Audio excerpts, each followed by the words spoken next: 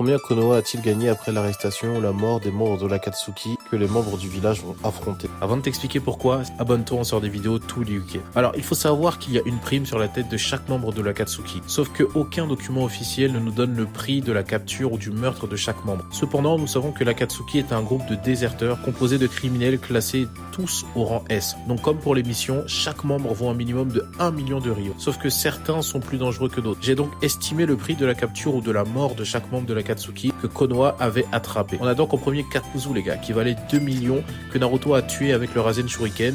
Et on a ensuite Hidan qui vaut le même prix parce que les deux sont peu connus du grand public ninja, mais quand même sont considérés comme très dangereux. Mais dans les faits, ils n'ont pas fait des choses trop graves au niveau des pays. On a après Sasori qui valait 6 millions, mais Konoha n'a pu prendre que 3 millions car l'autre moitié a été récupérée par le village de Suna, grâce au sacrifice de grand-mère Shio qui s'est battu avec Sakura. Il valait 6 millions parce qu'il a fait des choses graves comme tuer le Kazekage d'un pays et c'est une figure publique d'autorité négative. Et enfin, pour avoir trouvé et arrêté Nagato, Konoha a gagné 30 millions de Ryo, car non seulement il était le chef de l'organisation de l'Akatsuki, mais en plus il fallait le trouver parce qu'il cachait son identité depuis plusieurs années.